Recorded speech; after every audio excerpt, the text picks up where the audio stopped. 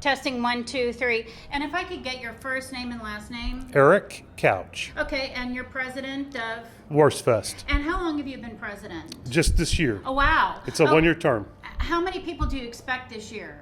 We'll probably be close to 200,000 during the 10 days of the festival. Wow.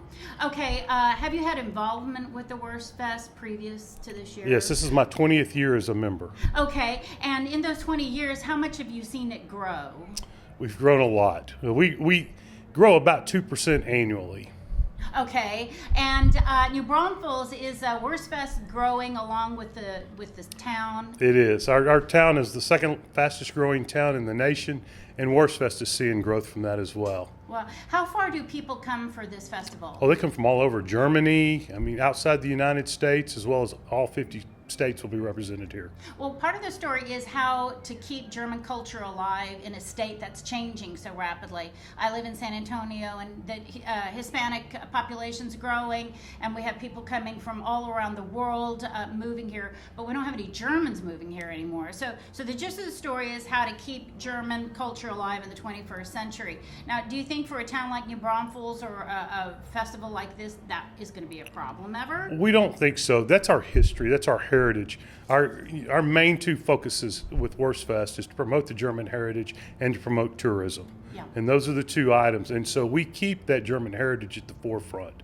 We bring it out through everything we do throughout the year, but mainly during the 10 days of the festival. Should Germany be known for more than beer and bratwurst? How do you get past that, or do you bother?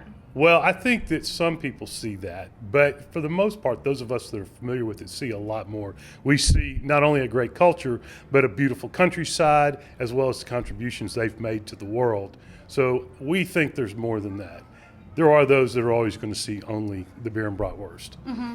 And are there any other things to do at Wurstfest, which is probably the biggest such festival, besides drinking and eating German Shepherd? Wurstfest itself was originally founded as a way to pay tribute to the 19 commercial sausage makers that were in existence in New Braunfels. That's why we're called Wurstfest. It is a 10-day salute to sausage. That was an important industry to our economy here. A couple of them are still in existence, still operating here as well. But there is quite a bit more to do. But the biggest thing is the homecoming for families.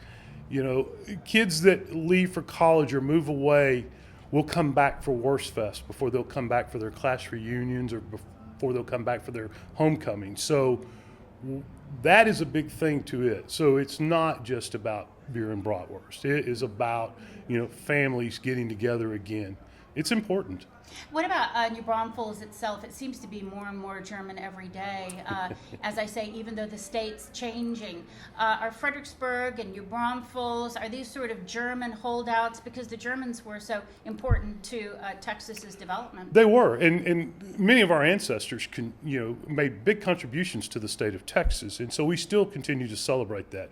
We still have the original founding families of New Braunfels that are trying to keep that family heritage alive. Does it lose a little bit from generation to generation? Probably. But for the most part, it's important to us. It's who we are, and so we celebrate that. What about your heritage now? How did you become president of Wurstfest? You must have some German blood. Well, I do, but it's not required to be a part of Wurstfest. Wurstfest is a service organization. We're here, again, to promote German heritage and to promote the tourism for the economy. But a lot of our vendors are nonprofits that are making their annual operating money at our event. We have Rotary clubs, Lions clubs. We've got St. Jude Ranch for Children, Senior Citizen Center. So a lot of these are here to make their money to operate on all year long. But when you talk about my German heritage, I'm actually a little unique. My father was German. My mother was Hispanic. That's a good blend of what goes on here in New Braunfels itself. Well, you're the quintessential person that I'm kind of looking for because the editors want me to see what other cultures are blending in with the German culture. And I was covering Kinderchor at Beethoven Hall, and there was a Hispanic mother, probably lived on the west side. And I said, why did you bring your child to Kinderchor of all places? Well, I want to expand his horizons. So do you think that there's probably always been such a blend between the Mexican nationals or the Hispanics, Mexican Americans, and Germans? I think they've cohabitated in our area together for many, many years. But as our world becomes a smaller place, I think we're going to continue to see more of that blending, not just in the German and Hispanic culture, but in lots of cultures.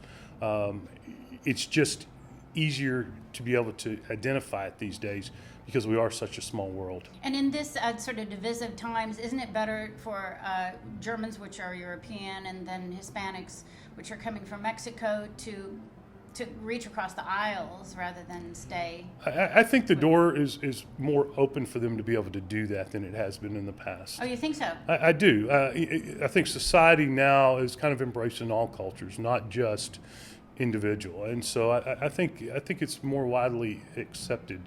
And I know as a kid growing up with my two different backgrounds, my parents wanted me to be as American as I physically could.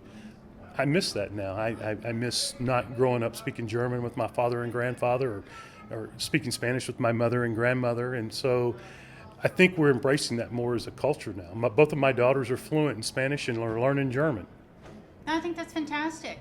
So you're really sort of an example of what's going on in the 21st century, since we're still sort of newly in it. Well, I think a lot of us are examples. I think a lot of us are products of what has gone on over the last 100 years. Mm-hmm. And couch isn't that Anglo-Saxon? Yeah, isn't it? Yeah, it's kind of strange. Yeah, absolutely.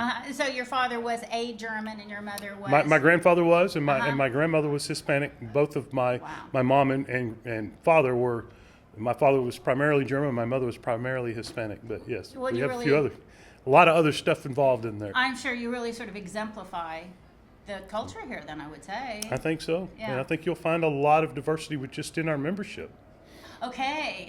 So more people outside of the German culture interested in German culture. Absolutely. We're represented by Hispanic. We're English, Irish, German, lots of different cultures. So it's not just a German thing. And again, we are a service organization. You're not required to be German to be a part of it. You just have to have a heart for service. Great.